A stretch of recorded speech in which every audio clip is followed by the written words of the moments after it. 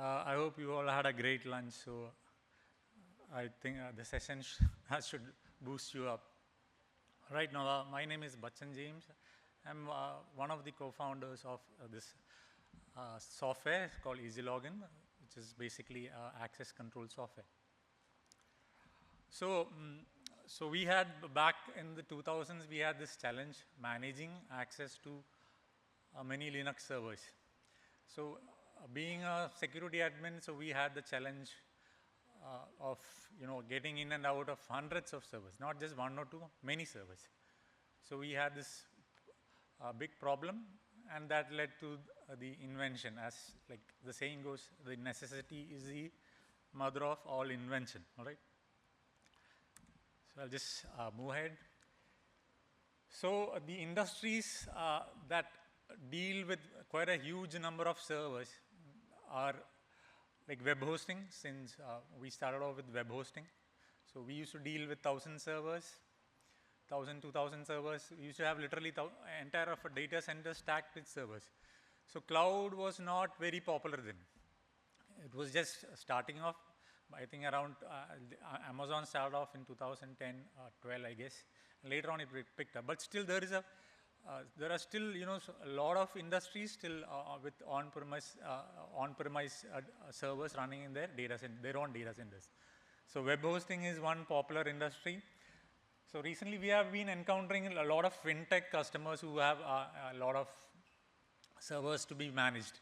For example, Paytm is one example of a fintech company that has a lot of servers that needs to be managed, administered. The access has to be managed. The server administration, etc. It's a big challenge. When it comes to security, it gets quite a lot complex. When you have, it's like imagine like 100 users, 1,500 servers, and if there is a requirement where you need to have admins getting in and out of these servers, then it becomes quite a challenge. So that's why I decided, okay, I'll just give you all a small brief on how compliance is going to be important. Yeah, next is online gaming industry. So I know your kids already must be playing Minecraft. So it runs on basically servers. And if you look around the web, you'll see that there are many industries, many companies running Minecraft servers. So Minecraft, we have been encountering quite a lot of people in the Minecraft service industry. In e-commerce, like popular e-commerce like Myntra, etc. And of course, data centers where all these servers are actually running, and VoIP-based industries running the VoIP, voice or IP phone call systems, etc. Of course, then banking. So there are a lot of industries still with a lot of data centers running, not just cloud and other OpenStack kind of cloud computing environments. Right. So coming to the point, why security compliance is essential during access. So if you are planning to run a huge business, then there is a lot of responsibility. You just can't have this one single server running and just let it run. There are a lot of challenges that comes with it, and if your business is on the line, like somebody comes and does something, screws it up, your website is offline, your site is no more accessible, and your entire business can go down. So most businesses go with various kind of compliances. It goes with PCI DSS starting. It goes with ISO 27001. You can have GDPR for protecting your data. You can have SOC when it comes to data centers, SOC 2. So a lot of security compliance are in place to ensure that your data is not lost, your business does not go down in a single mistake. And there are so many critical issues that needs to be taken care. So compliance takes care of all this. It takes care of, it decides, okay, you need to have set of procedures in place so that your business does not get affected instantly. All right. So of course, compliance is for protecting and safeguarding your business, avoid downtimes. So and if it comes to the legal penalties, you can get sued so badly that you'll have to wind up your business. Of course, and then you need to be reliable. So build the customers' trust, stakeholders' trust, people who have invested in your business. They should be relying on you. Even if they pay you money, you should be reliable. So compliance basically ensures that these things are in place. You have a formal system for running your business and your servers. All right.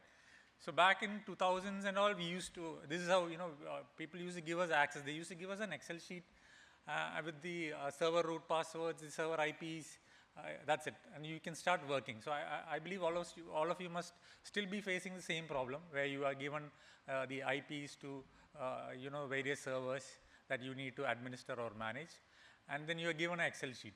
So this is how it used to work back in those times. We have, if you have 5 users, the 5 users get an Excel sheet and they will start, and all of them will have their own, set of scripts to access the servers.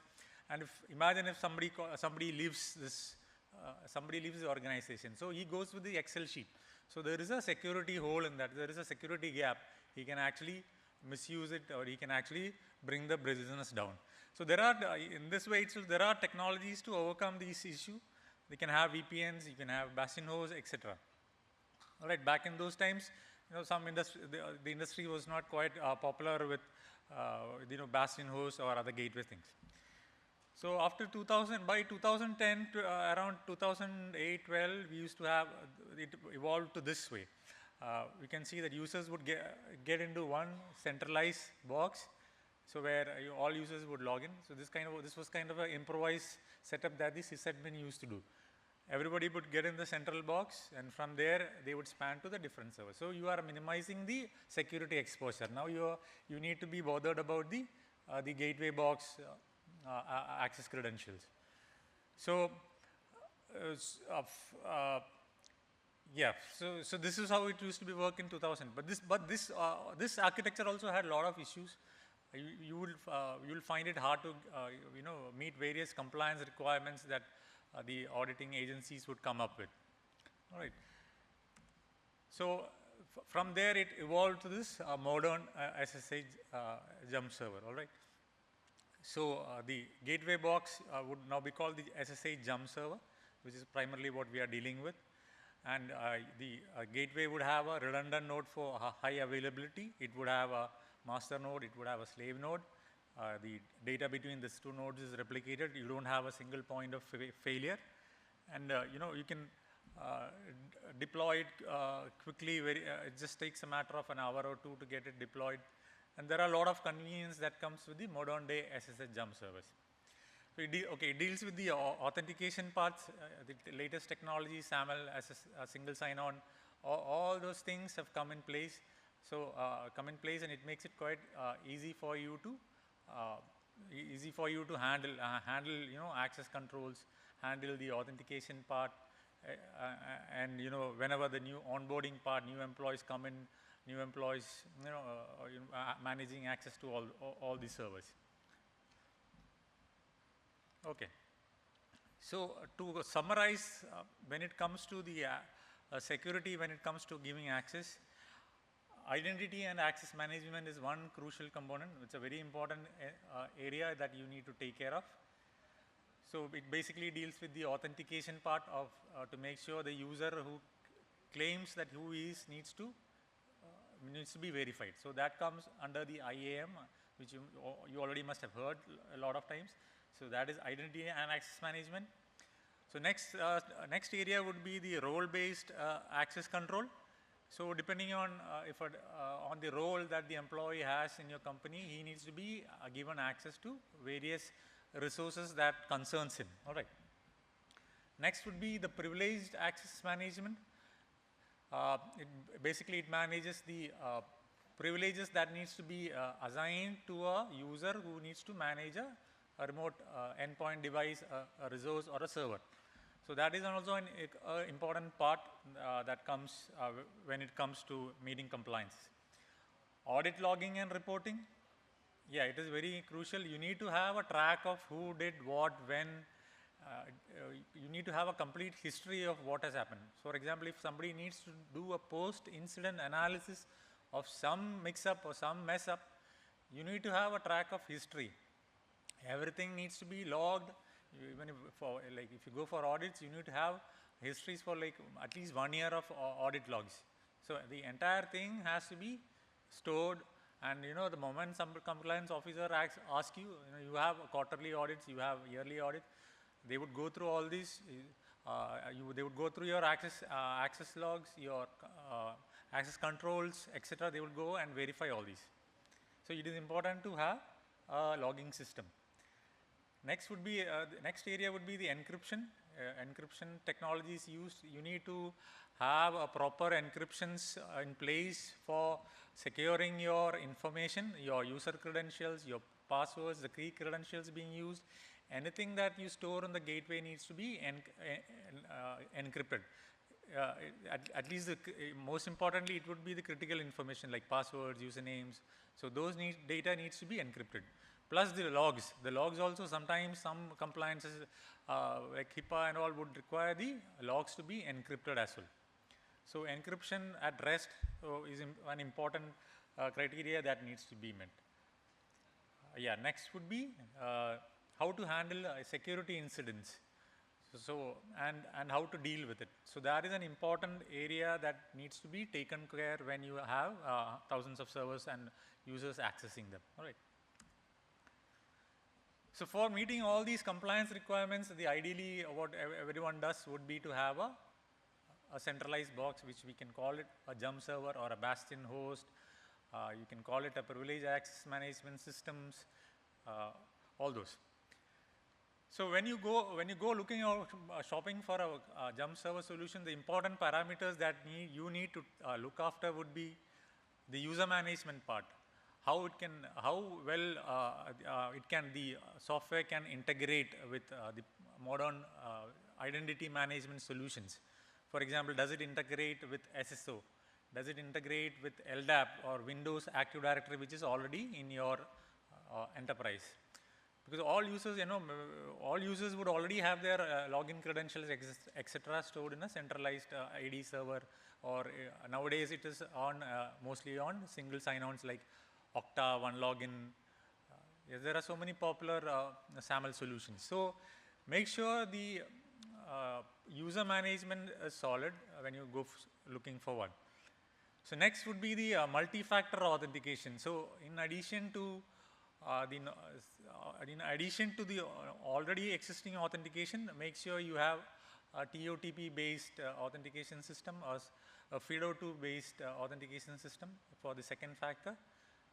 So TOTP would be time based. Google 2FA is one example of a TOTP based authentication system. YubiKey would be FIDO2, which is a hardware token which can be plugged into your PC or laptop or whatever desktop you're using. Okay, so that would come under the identity and access management. Next important thing would be to have a solid system for your management of your credentials. So it would come under credentials management, which again would come under the IAM. So the passwords needs to have an expiry. The strength needs to be met. Password strength. Password needs to be rotated. The passwords need to expire after 30 days. So all these needs to be taken care.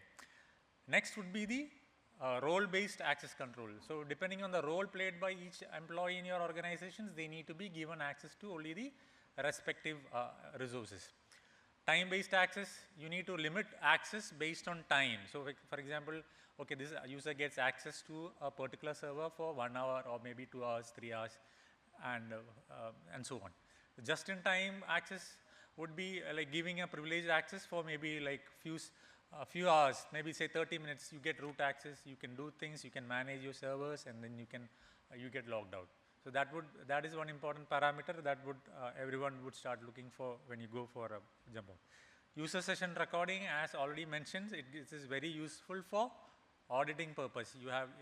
You need to have forensic audits. Some incidents happen. You need to know who did what. So next would be encryption, which I already told. Is again encrypting the data that is contained in your jump box, so including your user credentials. Any critical information needs to be encrypted using the latest encryption technologies and needs to be stored. Report generation is one important area. So they would you need to generate reports quickly for the auditors.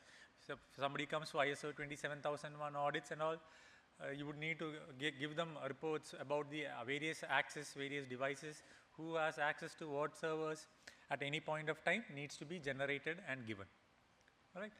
Next would be the CM solutions, which is for dealing with security incidents. How do you proceed when you have a security incident in your place, in your organization? So, the two most popular CM solutions that is popular in the market would be Splunk and Syslog, where you can actually offload the entire log data to these solutions, and they would start triggering alarms whenever there is some security issues or there is some info or some data that is out of pattern. All right. So Ezeelogin is one such solution. It's a jump server solution that is actually used to deal with the compliance that issues that you have in your organization to meet the compliance requirement. So it integrates with a lot of all these technologies that I have just spoken about. All right. I'll just give you a short demo on how the interface of this would look like. All right.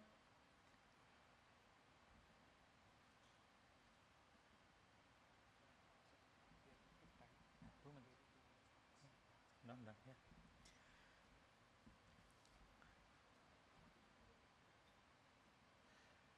Yeah, okay. So this is how the central dashboard would look like. So you can manage users, you can manage servers, and you can add in all the devices, external devices that you would have. You can group them, which comes under access control. You can group the servers, and you can group the users under developers or admins, etc. All right, and you can.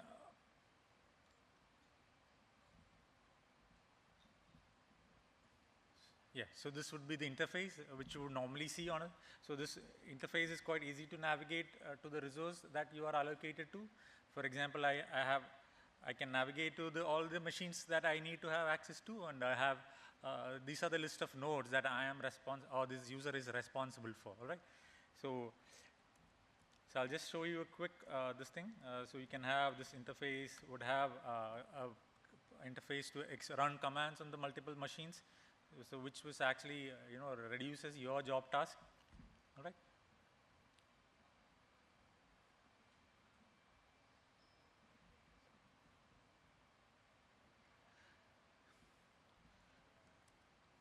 All right. Next, I'll show you the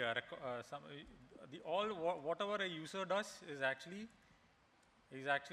recorded. So I type in something like uptime. Now I type in something like some commands to some accidental commands. I can do rm minus rf home. You don't know. So these systems actually take care of all these mistakes that is done by the administrator. So if you just want to just show you the logs part, which is actually used for, you can actually find out you have a logs which can actually be downloaded and given for auditing. All right. So you have these logs which is stored. So as you can see, the commands that I just typed in, everything is stored for entire year.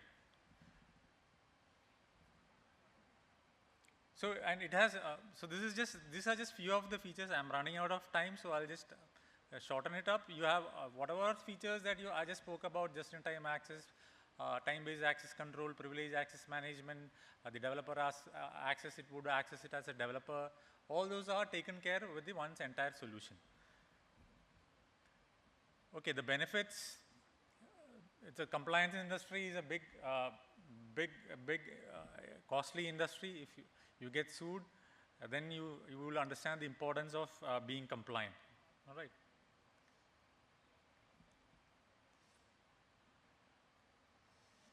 Yeah, if you have any questions, I can answer them. Or I'm around. If you want, you can. Since I'm out of time, we can ask. Thank you. All right. Yeah. All right. Thank you very much. I hope everyone at least once logged into using SSH. We have booths also outside, so please go and talk to them and see what all offerings they have and everything. At least I expect you also look into how the RM minus RF is shown, how it can be prevented. Yeah. So yeah, thank you very much.